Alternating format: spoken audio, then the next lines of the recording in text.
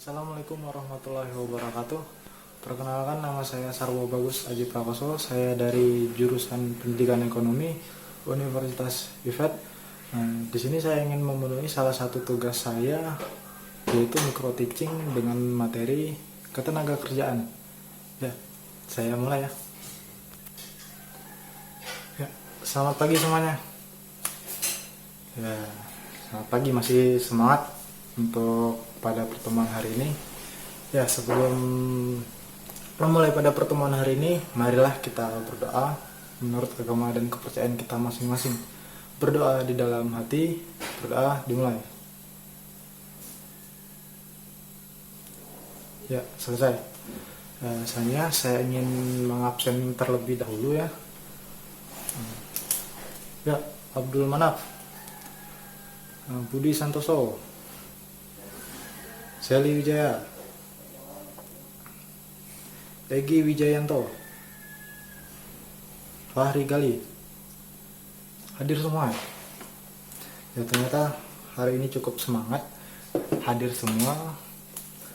Selanjutnya di sini Bapak ingin menerangkan tentang materi ketenagakerjaan. Ya, sebelum memasuki materi, saya ingin bertanya dulu pada kalian. Apa sih yang kalian ketahui tentang ketenagakerjaan? Dan bisa jawab. Orang yang bekerja. Ya, betul. Sebenarnya ketenagakerjaan itu adalah, jadi pengertian dari ketenagakerjaan itu adalah segala hal yang berhubungan dengan tenaga kerja pada waktu sebelum, selama, dan sesudah masa kerja. Ya, dari pengertian ini kita bisa menyimpulkan bahwa ketenagakerjaan ini adalah hal-hal yang berkaitan dengan pekerja atau buruh. Hal-hal tersebut juga berkaitan dengan waktu sebelum bekerja, selama bekerja, dan sesudah masa bekerja. Hal-hal yang berkaitan dengan sebelum masa bekerja itu seperti magang ataupun kewajiban mengumumkan lowongan pekerjaan. Dan selama masa bekerja itu hal-hal yang berkaitan selama masa bekerja itu seperti upah, jaminan sosial, jaminan kesehatan, dan keselamatan kerja. Dan selanjutnya hal-hal yang berkaitan dengan sesudah masa bekerja itu seperti uang pesangon, pensiunan, ataupun jaminan hari tua. Ya, selanjutnya saya ingin membahas tentang pengertian dari tenaga kerja, angkatan kerja, dan kesempatan kerja. Nah, yang pertama adalah tenaga kerja, yaitu setiap orang yang mampu melakukan pekerjaan guna menghasilkan barang atau jasa, baik untuk memenuhi kebutuhan sendiri maupun untuk masyarakat.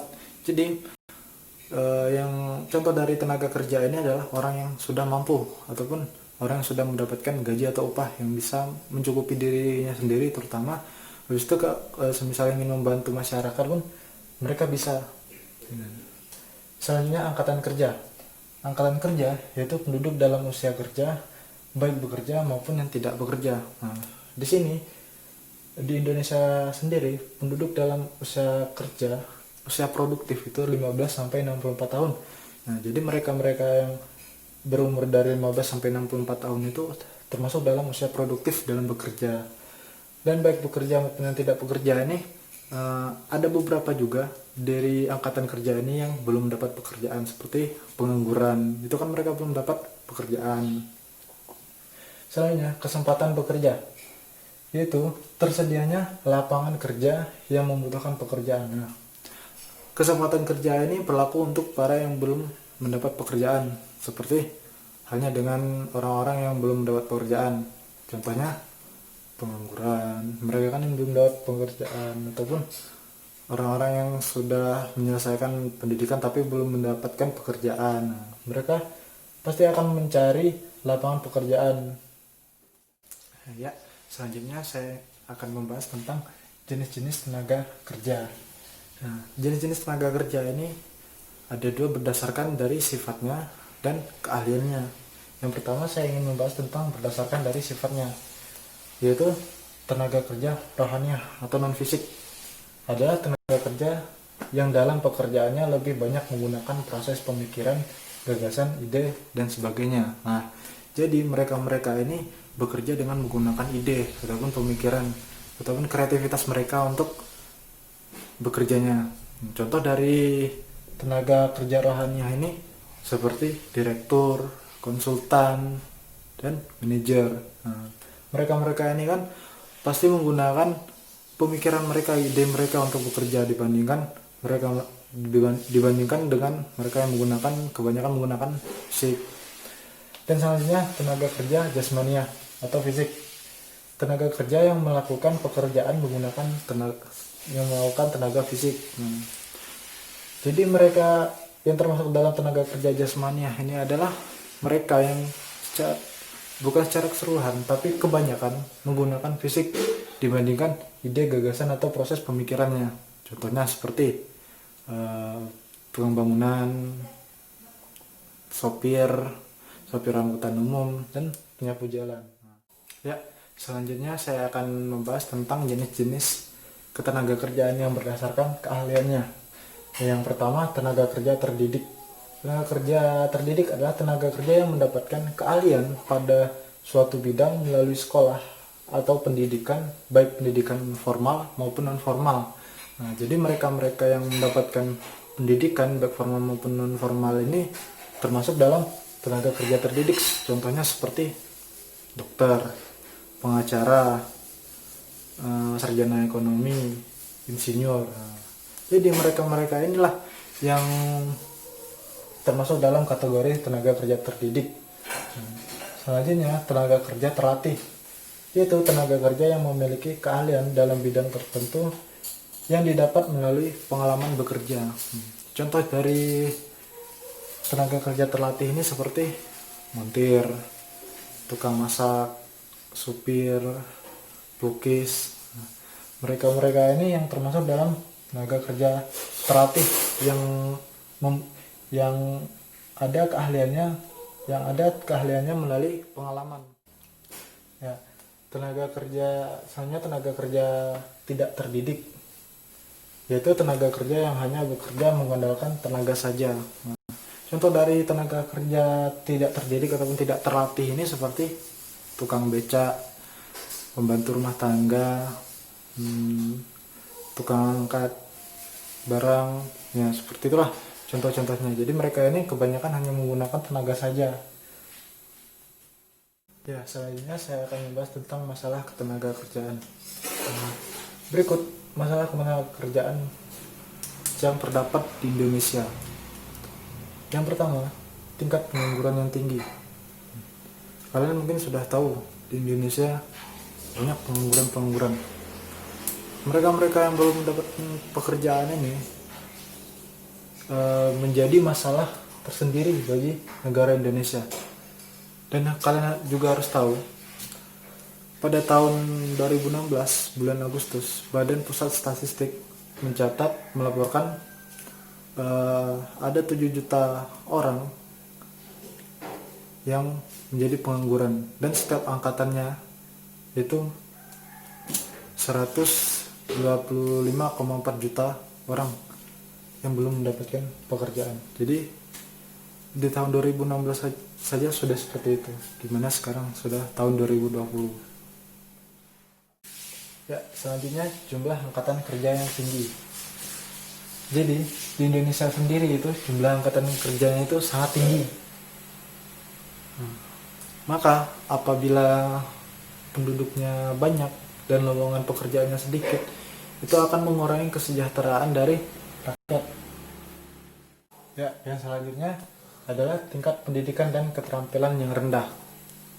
Kalian tahu, data Badan Pusat Statistik pada Februari 2016 memberikan data bahwa pekerja yang tidak bersekolah atau tidak tamat sekolah dasar itu masih mendominasi, yaitu sekitar 52,4 juta orang. Diikuti tamatan SMP sebanyak 21,5 juta orang. Ada pun juga tamatan akademi atau diploma sekitar 3,2 juta orang, dan pekerja tamat sebagai jenjang universitas sebagai 10,5 juta orang. Rendahnya tingkat pendidikan angkatan kerja membatasi macam pekerjaan yang dapat dilakukan sehingga persaingan semakin ketat dan sulit. Jadi inilah yang menjadi persaingan bagi kita sebagai tenaga kerja untuk mendapatkan pekerjaan. Ya, dan selanjutnya penyebaran angkatan kerja yang tidak merata. Ya, sebagai negara kepulauan, Indonesia memiliki kurang lebih 17.000 pulau. Namun, kepadatan penduduk di Indonesia tidak merata. Kalian tahu, sekitar 60% penduduk Indonesia terpusat pada Pulau Jawa. Kenapa mereka tidak di Sumatera, Kalimantan, Sulawesi, maupun di Papua?